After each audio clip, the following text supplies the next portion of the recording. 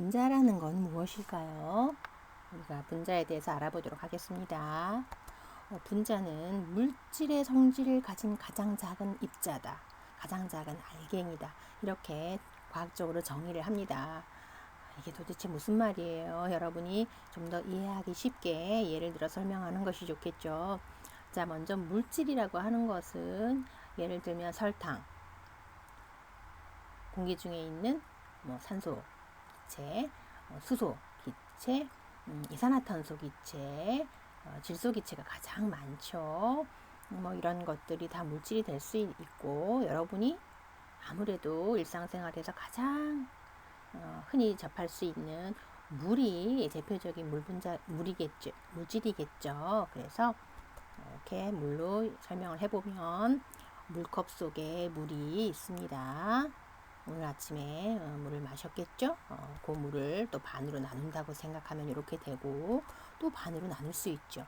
이러한 반으로 나누는 과정을 여러 번 반복을 하면 이제 양이 너무 적어서 우리는 이렇게 쉽게 반으로 나누기보다는 입자로 확대해서 설명을 해야 될 순간이 오죠. 그래도 해야겠죠, 설명을.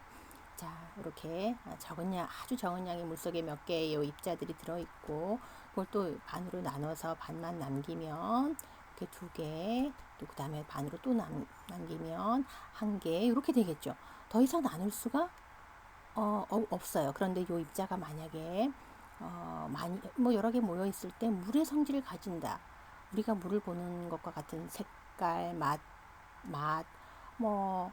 끓는 점, 화학 반응성, 이런 것들이 똑같다, 물과. 그 입자가 물 분자예요. 정리하면 물의 성질을 가진 가장 작은 알갱이가 물 분자다. 이렇게 정의되겠죠.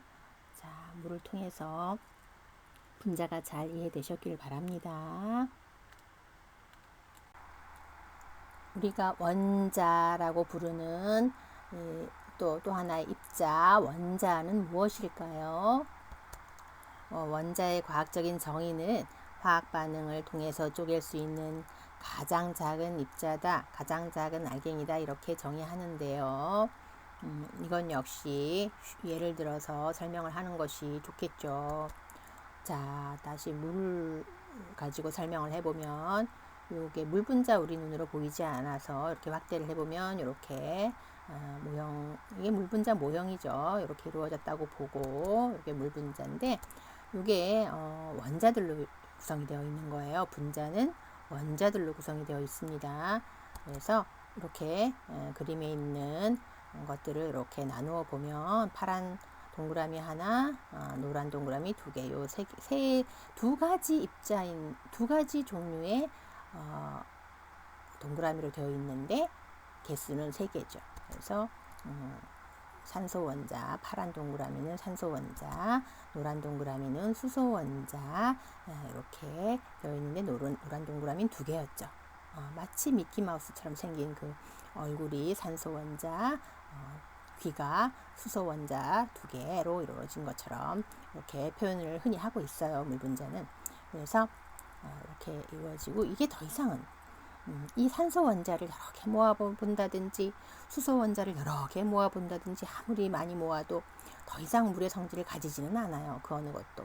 그래서 물의 성질을 갖지 않는다, 더 이상은. 그렇지만 물 분자를 구성하고 있었던 입자들이죠. 그래서 원자는 분자를 구성하는 것이고, 또 화학 반응을 통해서 쪼갤 수 있는 가장 작은 알갱이다. 그렇게 이해를 하시면 되겠습니다. 자, 이번에는 원자가 어떻게 구성이 되어 있는지 설명해 보겠습니다. 자, 쉽게 이해하도록 하기 위해서 엄마 주위에 아이들이 이리저리 놀고 있는 모습을 원자에 비유해 보겠습니다. 자, 원자라는 것은 핵 주위에 전자들이 이리저리 움직이고 있는 상황이에요. 그러니까 결국은 엄마를 핵에 비유하고 아이들을 그 핵 주변의 전자들에 비유한 것이 되겠습니다. 자, 이렇게 엄마 주변에 전자들이 즉 그 아이들이 이렇게 여기저기 막 움직이고 있어요. 물론 그림은 동그랗게 원을 형성하면서 그려놓았지만 깔끔하게 표현하기 위해서, 그렇지만 사실 아이들의 특성처럼 이렇게 동그란 원을 구성하고 논다기보다는 엄마 주변에서 왔다 갔다 이리저리 불규칙적으로 왔다 갔다 하면서 한쪽으로 가끔 쏠려 있기도 하고 그러겠죠. 그렇게 이해하시면 돼요. 실제 전자도 핵 주변에서 그렇게 이리저리 움직이고 있습니다. 엄마를 핵에 비유했죠. 핵을 전기적으로 설명하라 그러면 이제 양의 성질을 띠고 있어요. 양의 전기를. 그래서 양전하를 띠고 있다. 그 주변의 아이들은 전자에 비유하죠. 전자를 나타내는데, 전자는 성질을, 전기적인 성질을, 음의 성질을 가진다. 그래서 음전하라고 표현합니다. 자, 전자는 모든 원자에서 이렇게 한 개 이상은 존재해요. 엄마가 이렇게 나들이를 나왔다 그러면, 공원에 나왔다 그러면 아이를 데리고 공원에 나오는데 한 명 이상은 데리고 나오겠죠. 아이와 함께 나왔다 이런 가정에서 아이가 한 명 이상은 존재한다 이렇게 생각하시고, 자, 그런데 이 전자는 원자에서 나가거나 또는 다른 곳에 있던 전자가 들어오는 경우도 있어요. 말하자면 엄마가 일단 아이를 놀러 데리러 나왔는데, 이 아이가 저쪽에 놀고 있는 그 엄마 주변의 애들하고 놀려고 가버릴 수 있죠. 가버릴 수도 있고, 저쪽에서 놀던 아이가 이쪽이 재미있어 보여서 들어올 수도 있죠. 그런데 이렇게 생각하시면 될 것 같아요. 그런 경우에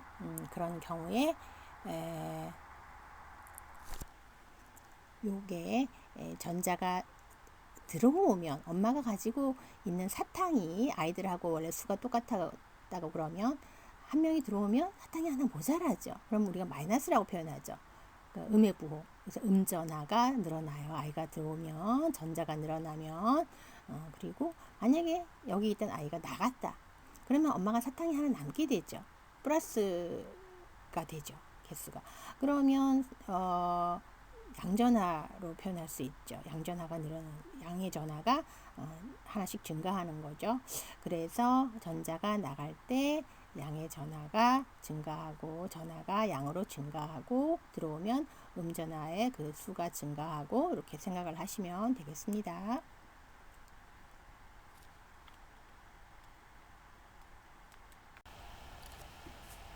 미리 알아두면 좋을 것. 수소이온과 수산화이온 H+와 OH-. 이렇게.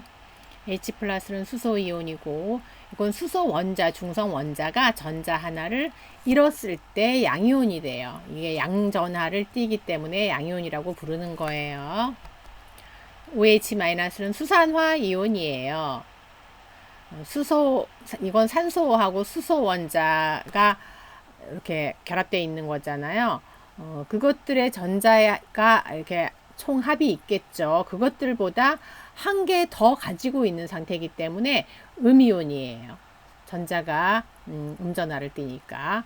그래서 OH- 수산화이온은 음전하를 띤 음이온이다. 이렇게 부르는 거예요. 이렇게 부호는 위첨자로 써요.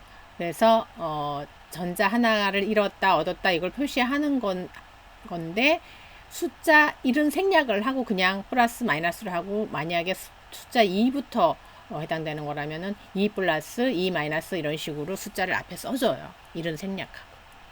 그리고 전하라는 것이 뭐냐 하면은 전기적인 성질이라는 거예요. 그래서 음이온은 음전하를 띠고 있다, 음전하를 가지고 있다, 이렇게 음전하라는 전기적 성질을 가지고 있다, 이렇게 정의할 수 있어요.